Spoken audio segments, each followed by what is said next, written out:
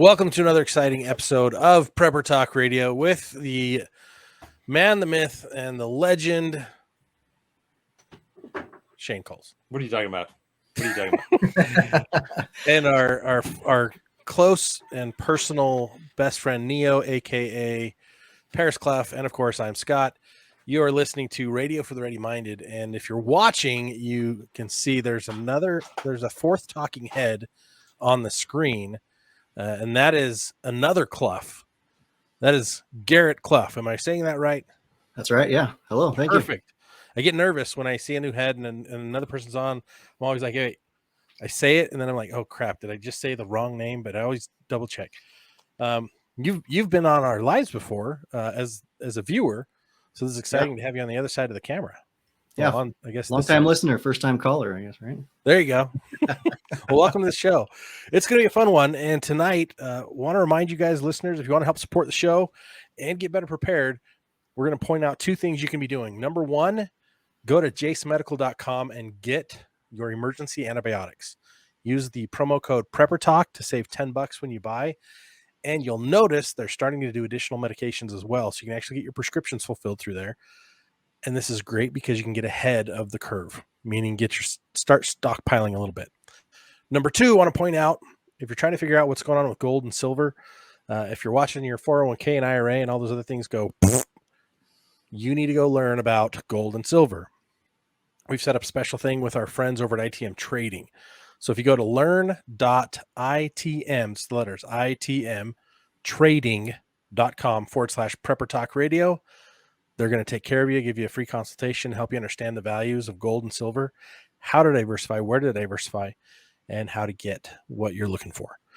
We love them. We trust them. And the links are in the bio as well. So check those two resources out. And without further ado, I want to throw you right into SHTF. And I said that with an accent for some reason. SHTF, survival scenarios.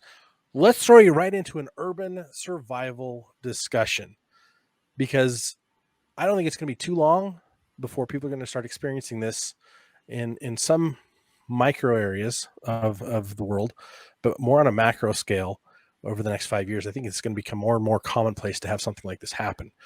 And so we want to help you get better prepared and better educated on what you can do, what you should do, what you shouldn't do, and why. Is that a good intro? Yeah, that was great. Shane, I think we lost your audio. Yeah, you're gone. Oh yeah, there we go. That was great. Okay, I was just on mute. Your mouth's moving, your head's nodding, not making and no sound's coming over. I had to clear my throat. I didn't want to do that in front of y'all. Well, to give you guys a little context, we like to go deep into different, I would say, authors and their works. Most of the time, it's totally make-believe. Mm-hmm. But occasionally we'll listen to and watch or react to an actual event. So to give you kind of a context, go back if you haven't watched this and watch on YouTube. There's a video called A Year in Hell. And it talks about what happened in Bosnia when the war broke out there. And this is one man's experience. And he really goes into depth of what happened.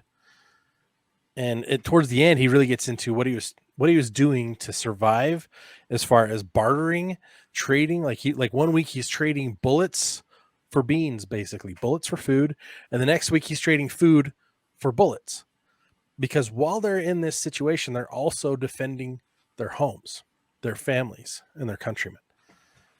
It's like, yeah, it's a good wake up call. A lot of gems in there.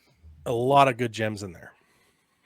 One of the biggest things I think is that, preppers, when we think about food storage, water storage, we think about all the things that we need to do to keep ourselves alive for a period of time if we're bugging in our home, in our house. But he goes into a lot of the things. He's like, he says, I would rather have 1,000 Bic lighters than a generator.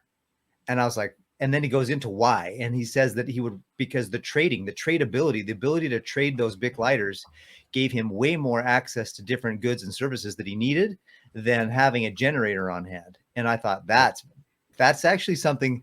A friend of mine, we've actually had him on the show, Eric Moutsos, but he shared with me that he's buying. He has like 1,000 chapsticks. So I was like, "Ooh, that's a good idea." Yeah, that's a good one. One of my in-laws, he lives out in California, and he is stockpiling, and he doesn't drink alcohol. And he's like, this is going to be such a tradable, valuable thing for me where I live, because people are going to want to have alcohol, and I don't need it, and so this is money to me. And where he lives, there's a lot of alcoholics already, but I mean, think about when things go sideways, a lot of people are going to want to drink to a stupor every once in a while. And he's going to have exactly what they need. But you can also use what he's stockpiling is the higher proof better, right? For medicinal purposes, you can use those alcohol to clean wounds.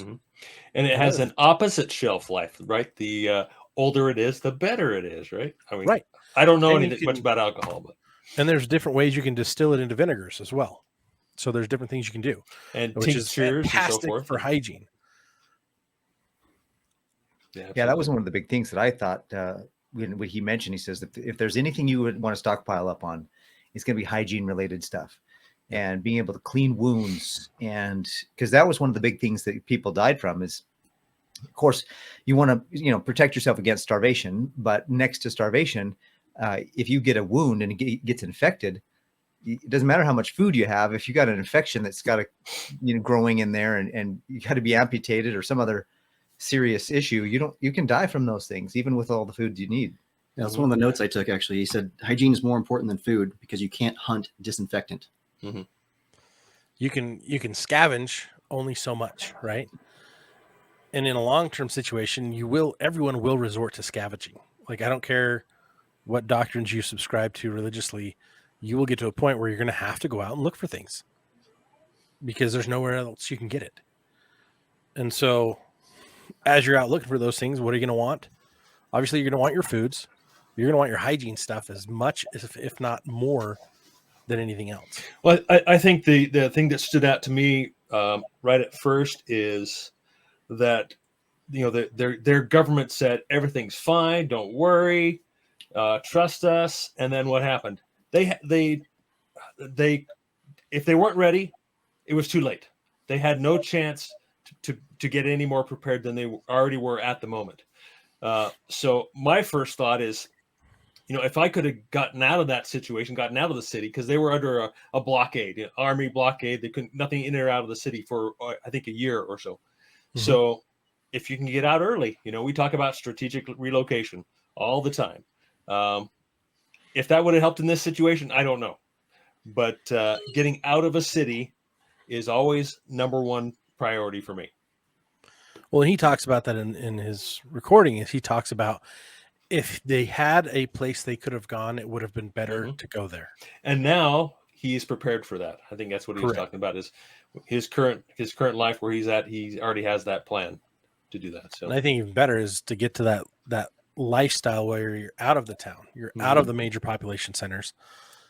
Because if you're in a smaller metropolis, like my dream, my goal is 1,500 to 3,000 people in a city, in a town, out away from everything.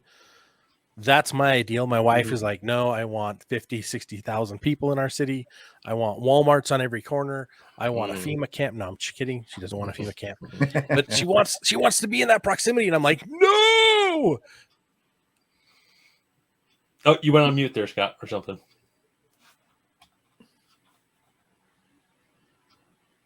There you go. Until I was 6, we lived in the farm.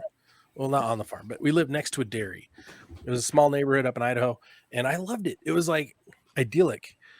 And I could go traipsing through the creek and through the woods, and it wasn't too far from my house.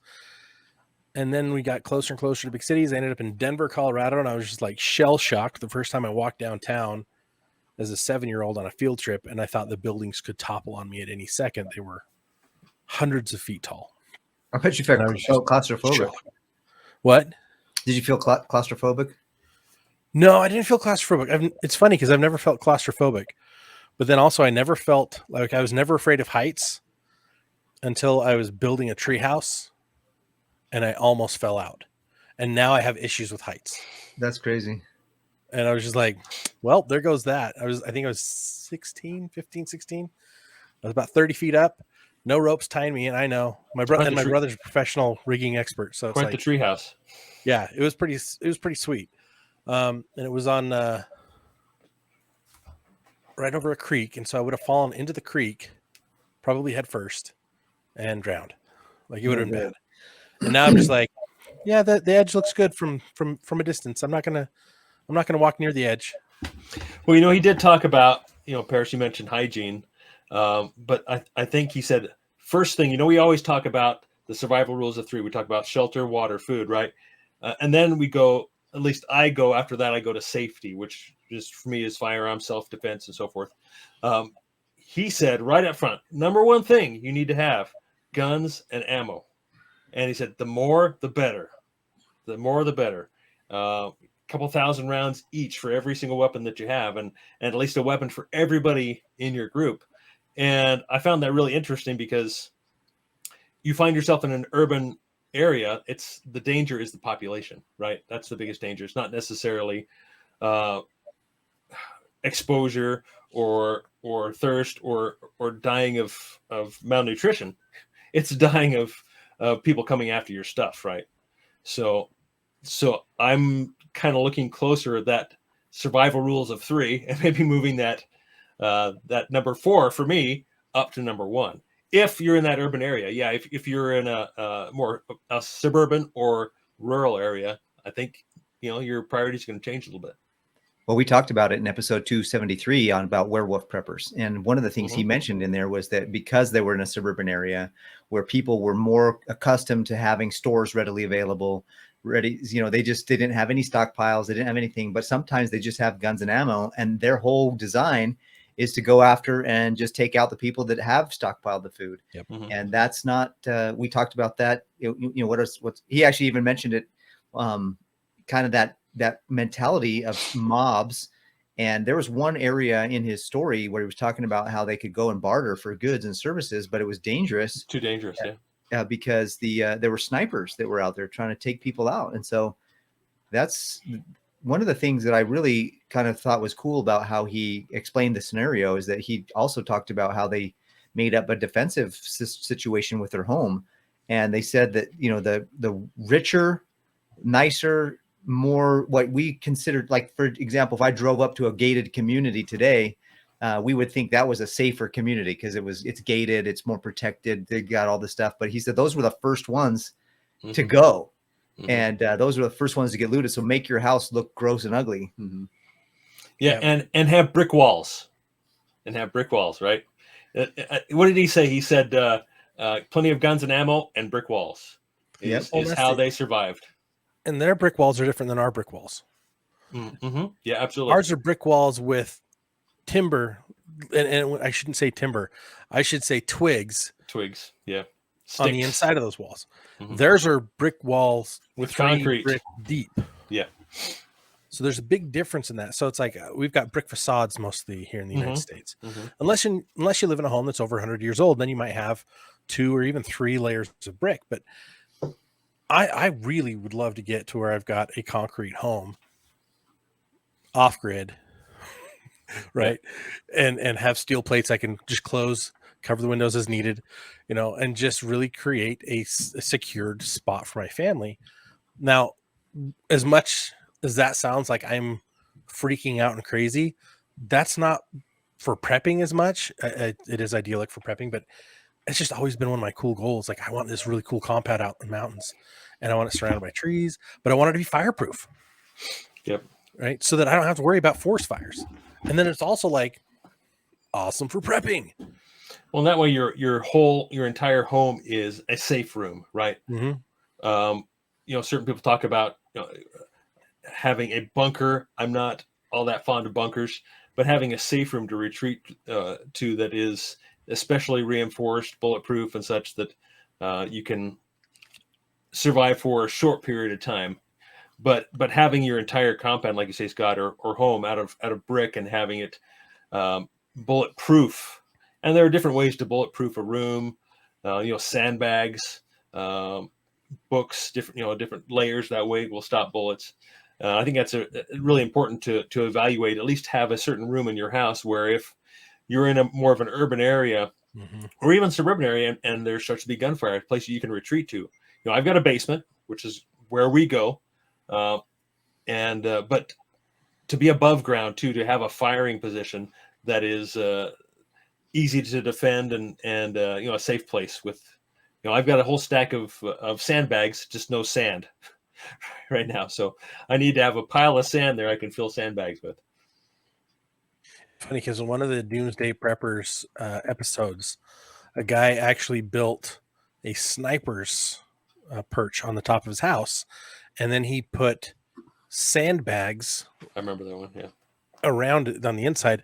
I think he filled the walls with sand. Is that what he did? Filled the walls with sand. Mm-hmm. And what he found was he actually created too much weight for that to hold, and it started caving in. So then he had to build reinforcements below it and redid it. But it was basically, sandbags, but he did actual sand between, I think it was 7-layered plywood on each side. And then he weatherproofed the exterior. So it's like, there's so many different things you could do. I've even seen marbles used for bulletproofing. And then they pour epoxy in with it. Ceramics, yeah, ceramics. And there's so many different things. I've actually seen epoxy and I've seen ceramics. So it's like there's so many people, you can do so many different things. You can get really creative. But one of my most impressive things I've seen was still the foam homes. You remember them coming to PrepperCon? And they used a Kevlar weave on the outside of the house. And then they would texture it. It's extremely expensive, but they could have the whole house built in a day. That was the thing that was the most exciting to me. And I'm like, maybe I could do that someday. Pipe dreams. I don't know. Your guard shack. Make your guard shack out of that. There you go. Okay. Oh, there's so many things you could do. One of the other things he said in that video or in the explanation that he had now is, I don't know if he mentioned this, that after having gone through that, or if it was something that he did, but he mentioned 6 months worth of food in his local home. And then he had another place with 6 more months worth of food and supplies outside of the city. And so that's a perfect example of a bug out situation, because you have a place to bug out to that's also stockpiled with everything you need. It doesn't do you any good to go, well, unless you really have some good survival skills. And that's another thing that they talked about in the 1 year in hell, was the skill sets that were necessary. Those people that knew how to do things, especially first aid, were the ones that were kind of the ones that got the most, had the biggest opportunity for survival, because a lot of people would come to them and trade their goods and services for them they would trade things for them to work on them. Yeah, I think he said knowledge is gold.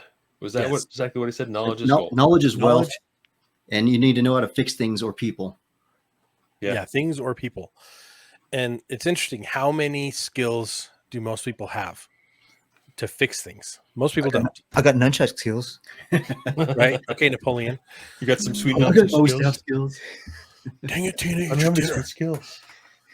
But not all of us can be Napoleon Dynamite. Like, we've got to be realistic here. Like, what skills do you really have? Like, my first aid skills are below par. But my home repair skills are way above par. Right? I'm working on electronics, and my next thing is I really want to work on motors, get a better understanding. But my next door neighbor, dude, that guy's a genius. He's an engineer of all kinds of mechanical things. Just yesterday, I'm walking by and he's welding in his front yard, and I'm like, don't look over there, but that's awesome. Like, he could do, it's amazing. And he's got so many valuable skills in an SHTF that I'm just super stoked that he's my neighbor. That's awesome. Yeah, that's one thing that that stood out to me as well in the story, is that we think about, okay, the more people we have in our family, the more food we got to store, the more supplies, the more stuff, right? His take on it is they had it was 13 in their family, and that made for the perfect. I mean, it made for a good amount of people to stay up and guard the place 24/7. I think he said there were 4 or 5 people standing guard at all times. Yeah, there had 6 people armed, and 4 to 5 people were standing guard at all times. At all times, and 1 person outside of the building as well, from a different vantage point, right? So having that team, like you're saying, the community, if you don't have 13 in your family, it's going to be awfully hard to guard your own place, take care of your own place. with only, a family of 2 or 3 or 4 or 5 even, We get a that's lot why of we talk people so that much about creating those really solid communities. And we're not talking a community like 500 people. I'm talking a community of 20, 30 people. Mhm. Yeah, they did mention that their street, which I think was maybe a dozen or two dozen homes at the most, 17, 18 homes. Mhm. They had gotten together and created barricades at their end of their streets and patrolled their own streets. So it controlled that area themselves. So that's another reason to get to know your neighbors.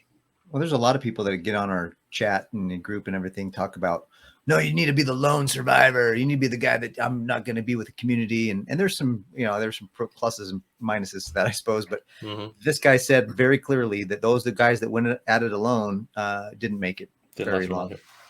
Yeah, the week. How did he say it? The week didn't last long, and then after that, it was the survivors, the tough ones who were the ones who the weak lasted perish and the rest fight. Yeah, the weak perish. Yeah, after the rest have to fight. Absolutely, no exception. And I think if you live in a city, you stay in a urban or even suburban area, live by the sword. You're gonna have to live by the sword, right? Yeah, that's one of the things that's critical about having a good community, because the community will not only give you the protection that you need, but it also give you that emotional and spiritual support that's important as well during a whole scenario like that. Imagine living in a situation where you fear for your life potentially at every moment. Someone can break in, someone could come after you.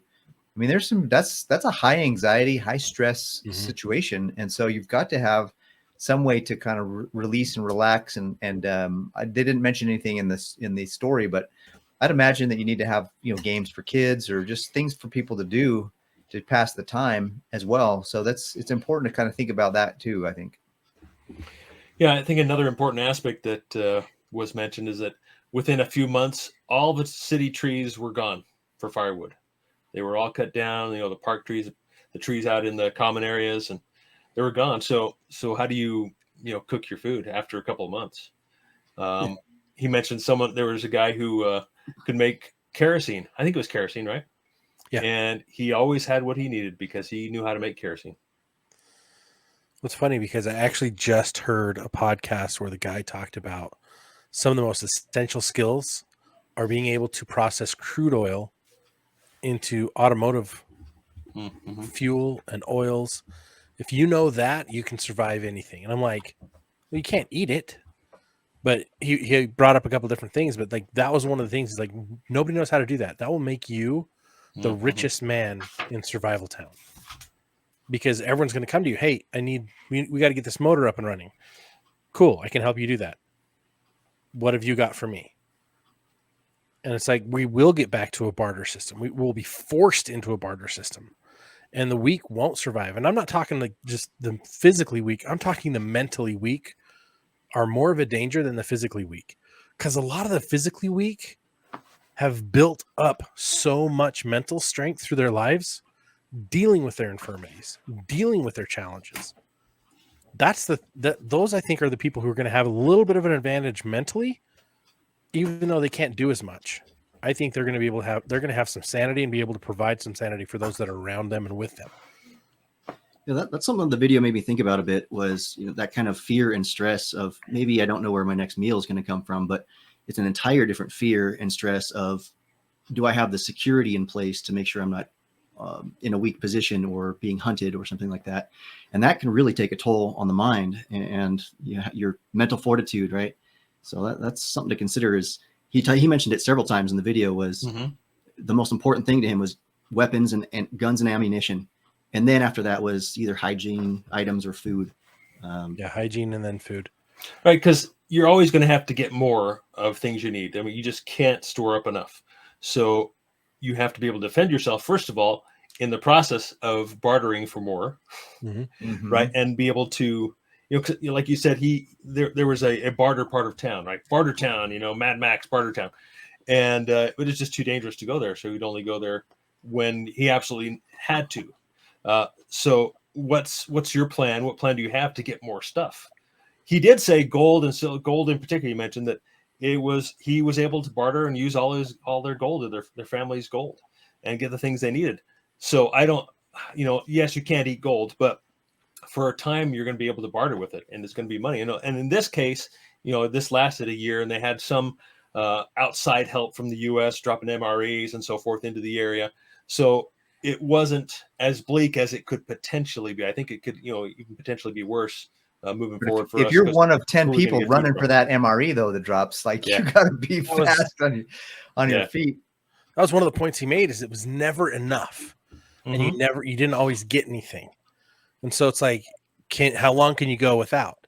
One of the interesting things is like the concept of fasting for regenerative health, improving your health through fasting, right? I know people who are fasting 10, 15 days. They're drinking water and they're taking a few supplements, but they're no food intake for 10, 15 days, which blows out that whole, 72 hours, or the emergency rule of 3. 72 hours without water, 3 weeks without food. These guys, and some of them are going 4 or 5 days without water, and it's just like they're doing these prolonged fasts. And one guy I talked to did a 40-day fast, and I'm like, how did you do that? And he's like, the most incredible thing is that the spirituality level and the mental strength and toughness that I gained through that 40-day process of fasting, only drinking water with some added minerals, no food for 40 days. He says it was almost impossible until I humbled myself and started talking to God every day. And that's when he gained mental strength. That's when he gained spiritual strength. That's what changed his life and put him on a different trajectory. And now he lives a lot more spiritually, let's say, but a lot closer to the land as well. He gardens, he produces his own food for the most part. And it's fascinating because he blows the whole survival rule of 3 out when he added one key ingredient. That was God. That's awesome. And so no matter what happens, no matter what's coming, because we know it's coming, just from a biblical standpoint, it is very clear that the enemy is at the gate, and that what's going to happen is God's going to use the wicked to destroy the wicked. He's going to allow the armies, the Assyrian, as they say, will come and will attack at every gate to destroy and defile. It's true. I mean, we read in the scriptures about the different things that are going to come, and America has been for a long time the protected promised land. But then there's also the prophecy that if we don't obey God and we don't follow his commandments, that we'll be wiped off the face of this land as well. And unfortunately, I don't know how many of you guys listening have heard the stuff coming out of China recently, but even you might say, well, that's Bosnia, a year under that kind of condition is not going to ever happen in America. Well, you have one really big earthquake and you're going to have a pocket. It wrecks the highways. You're not going to have any semi trucks going in there. You're going to be like that for a while, not just that, but you've got, in 2005, and everybody's like, well, that's 18 years ago. Well, you know what they've been doing for the last 18 years? They've been building up. And China, one of the generals in China gave this huge speech in 2005 about how they wanted to take over and they wanted to wipe out 200 million Americans, and they weren't going to do it with nuclear war or weapons like that, because they didn't want to ruin the land, because when they invade, they want to still have nice, good land here to utilize when they come over and take us out and take over. And right now, China and Russia are totally in partnership with each other. And it could very easily be that China invades the West Coast and Russia invades the East Coast, which is also part of. There's armies talking about in the scriptures about those types of things happening. Whether it ends up being Russia and China, we'll know. Who knows? We'll see. But the reality is that we could be very easily in a position when we've got countries that are building up military force and armament so strong that they could actually beat us, telling their citizens to prepare for war. Number one. Number two, they're planning for war. And then within the last 18 years, I'm 48. So that's definitely my lifetime. Generals of the armies saying that we'd like to take over the United States and wipe them out. And when we get there, we want to make sure the land is still good. So we're not going to drop nukes. We're going to do it through biological warfare and all this other stuff. And we got, anyways, there's a lot of signs. EMPs and the system infrastructure destruction. Yeah. What are our leaders telling us here in the United States? Nothing. Turn in your neighbors when they're not wearing a mask. Get the jabby jab. And if your friend doesn't get the jabby jab, they're not your friend anymore. And if there's a nuclear explosion, go inside and wait for further instructions. Don't get ready. Don't get a bag ready. Don't get food supplies. Don't get water. Just go inside. Take a time out. Yeah, and you we'll want tell to you be what to do. Go to your safe place. you want to be a domestic terrorist? Start storing food. What's sad but true. They're redefining common sense as terrorists, domestic terrorists. Yeah, That's well, obviously on purpose. I mostly brought that up to just give a reality check to this. That could happen. There's no place, especially as the dollar collapses and other countries rise up. If you look at history, whenever a huge civilization that had that was the leading civilization kind of falls from grace, there's some kinetic, which means warfare potential, and it's not always the same, but you look at history and it repeats itself. There's a very real, not just possibility, but probability that we're going to see some stuff on American soil here in the next, who knows? Hopefully not. Hopefully I'm wrong. However, we know the things that they're telling us right now. They have to expose their plan. They have to, tell us what they're doing by some way, whether it's through a movie like The Matrix or what have you, what their plans are. And we know what their plans are. We've seen them. We know there's going to be, what are they saying? There's going to be another cough, right? There's going to be another sickness out there, right? That's coming, right? That's inevitable. And just a whole bunch of things we can, shrug off, just like X-Files. If it's in the X-Files, it's not real, right? It's fake. It's not going to happen because it's on the X-Files, right? No, that's how they announce their plans. Mm-hmm. So if you see those things, then it's probably a good idea to prepare for them. Yeah. Unfortunately. So why are we telling you all this? So that you can practice using common sense. So you've got a little bit of time to start getting better prepared. We don't do this to fear you, to create fear and panic. We do this to create education and understanding, right? And to help you put together your plan of action. We put tools on our website, preppertalkradio.com. You can go and download those tools to help you get better prepared. Things to create a shelter-in-place bag, or your bug-out bag, if you want to call it that. I hate that term because usually it dictates that I'm running out with no plan of where I'm going. Mm-hmm. What it really means is a strategic relocation. I'm moving from this location to this location. I need this much supplies to get me from point A to point B. That's the purpose of the bag. Most of my bags are get-home bags. Yeah. I know I'm this far away and I need to get home so I can resupply and get safe before I have to relocate to my next location. I like to call it the grab and go bag because, if an earthquake happens and you need to grab and get out to the street with some supplies, that's got a bag at least with some stuff to keep you safe and alive until emergency can get there. And plan on at least 96 hours. Why do I say that? Well, the Federal Emergency Management has already said just a few years ago, which I've been telling them for over a decade, 96 hours is the minimum. They finally said after Katrina, they're like, oh yeah, 72 hours isn't enough. So make sure you're at least 4 days. They can't get there. And with the Bosnia story that we just talked about, what did get dropped was never enough. So make sure you have more than what you think you need so that you can last a little bit longer, and then ration what you have. If you're like me, you've got plenty of food storage on you. Make sure you're focusing on tools that can help you prolong your quality of life. You got at least 3 or 4 days of food storage, maybe a week or two. I got you all beat, sadly. Yeah. I did go down a notch on the belt this week, so it's nice. It's not looking good for the apocalypse. Yeah, I think it can be dangerous to be terribly thin, right? You don't have much reserve, so I carry my 72-hour kit right here. Just need a little bit of water, a little bit of safety tools, and my 72-hour kit and around my waist at all times. But a few other things I wanted to point out just in this that really stood out to me, that reinforced some of my beliefs was, first of all, he said, okay, moving around only happened at night, right? And it didn't happen with cars. So you had to have some level of fitness to where you could get around, whether on a bike or whatever it might be. But it was. And they always went in small groups too, Shane, right? Yes, yeah. Thanks for pointing that out. Not too large, not too small, 2 to 3, 4 people maybe. Exactly. So it's a good time right now. I mean, there's 4 of us right here, right? Too bad we're so far apart from each other, right?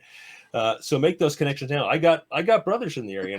I got plans that are laid, right? I'm just trying to keep them trained up on their firearm skills, right? And so that's kind of what I've been pushing lately. But another thing as well is looking at my list here. Obviously you didn't talk much about communication, other than they did mention they didn't hear anything. They didn't have any information from the outside. They didn't know anything. It's rumors. Yeah, exactly. Just rumor mill.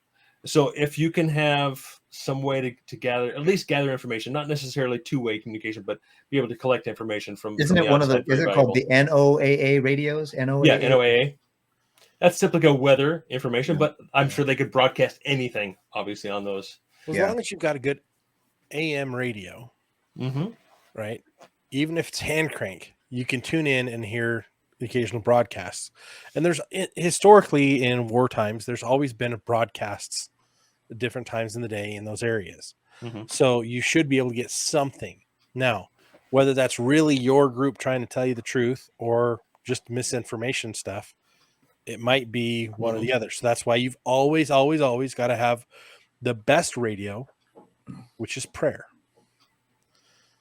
and scriptures. You get on your knees and you study your scriptures and you pray to God and you do those things, that will keep your radio to God in tune. None of this matters. Survival on its own is futile unless you're surviving for a greater purpose.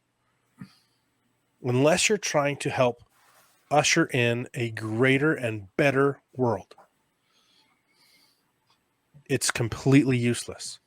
You could stockpile 50 million rounds of ammunition for no point, no reason. If you're not praying, if you're not getting on your knees, if you're not spending every day trying to become a better person and serving, it's all futile. Because that event will change the core of who you are if you do not have a solid foundation in the gospel of Jesus Christ. Because you're going to be somebody that people can go to and rely upon. And that's huge because, we just need those strengths. We need to have a spiritual, emotional, physical. It's all related. That's why we talk about God, family, and country. That's why we talk about all things related to preparedness rather than just one aspect or two aspects of it that only some others focus on. Shane, I don't know if you're going to get to it, but I think one of the other cool things that he mentioned in the story was that whenever he did go into a group or do something like that, he tried to stay very great, man. He didn't want to have fancy clothes and he didn't want to have like the coolest rifle, with the best scope, and because the guys who walk into the groups or the areas where there's that common maybe bartering area with the fancy scopes and the cool decked out, guns, they're going to get followed. Yeah. If you stand out, it instantly makes you a target, right? Yeah, absolutely. But like you said, he's not going to wear his nice tactical uniform outfit, whatever he had, out into public. He's going to wear his grungiest clothes and just look like he doesn't have anything, and so he's going to be left alone that way.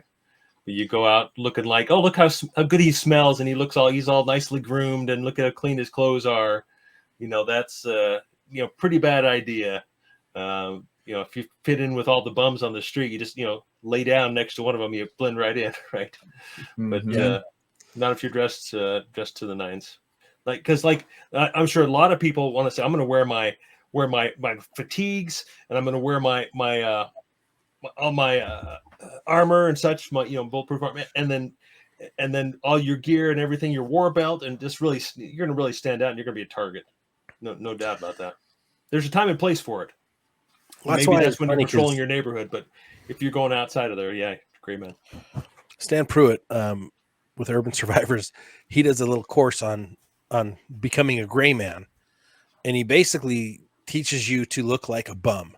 He's like, if you can get a shopping cart, you're ahead of the curve.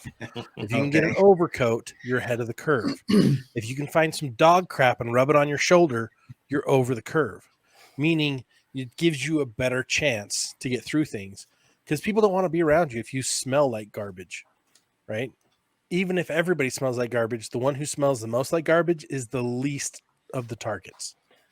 What's kind of funny is I don't, referencing John Wick, there's a whole group of the bum. Remember the bum? I don't know what they call them, but in the John Wick movies, they have that whole group of bums. That's like the guild of homeless people that they run the city because they're their ears and eyes, because they're on the street, they're everywhere, and yet they have this huge skill set that when it's necessary, they trench coat off, guns are out, they take care of business. But it was kind of cool that there was a whole section of just homeless people that were like undercover, if you will, and totally you wouldn't even notice it, but they were running this huge operation of intelligence and information gathering.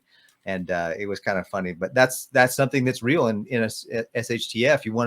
You don't want to stand out, because especially if you have roaming bands of marauders and werewolf preppers, you don't want to have anybody coming after you that could do you harm and then follow you back and do your family harm. Exactly. Yeah, he actually talked about anytime he needed to make a trade or barter, he did it away from his home to make sure they didn't follow him, so they wouldn't see him coming out of the house with stuff, and then they'd go back later when he's asleep and try to steal it from him. Speaking of stealing, he also talked about the need to become a thief in some of those situations too, where if you don't have the supplies yourself, how else are you going to get them unless you become a thief?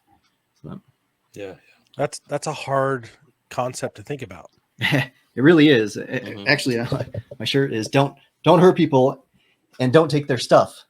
There you right? go. And that's like two principles I You're like to live hey by. guys, become a thief. And in a WROL situation, like that has to go out the window. You have to change that. And so it's interesting. That's a tough one. Yeah. As we talk about all these things, it all comes back to start planning now, start preparing now, get what you can get done now so that you don't have to be without then. Most importantly, going back to the foundation and God. Focus on God, family, and then country. Focus on what has the most power, God. Who has the most power? Who has the most authority? Who has the most to help you? That's God. Most resources. Most resources. They're all his anyway. The most knowledge, the most talent, most skills. Right? Yeah, absolutely. Best gray man. That's You the don't thing see too, him is when that you don't want to pay attention to him. Mm-hmm. there's so much to prepare for. There's no way that you can prepare 100% for 100% of things. So as you're, talking to God about what you can do, say, hey, this is my situation. This is my skill set. This is my temperament. What are the things I should be preparing for and getting and gathering? And then connect me with people who are doing the things I'm not, so that when we get together, we have somebody that's doing everything. Mm-hmm. And that's kind of a cool way to approach it. And if you have the trust and faith that that's going to happen, it will. One of the other things that was cool that he mentioned in the story in Bosnia was having things to make your home look like it was boarded up or looted already. Like, so one of the video I was watching had a guy narrating it who was a prepper, and he was talking about the things that he's now going to do in order, after having read this or listened to this story. And one of those was he's going to have a bunch of 2x4s and plywood to board up his house. Like he's just going to have those in his preps and he talked about another neighbor that actually created like a tunnel from one house to the other so that nobody knew how to get into his house. So he would go between houses or something like that. So there's just fun. There's ways for you to protect your family, protect your home, and make your home look like it's not something that people would be desired to loot. And that should be part of your urban, especially if you're living in a place like a city or a town that's like got that stuff. You got to be prepared for that kind of stuff. Or make it look like it's already been looted, right? Yep. Maybe you salvage some windows from somewhere that you can smash up and place underneath your windows and make it look like you've already been broken into.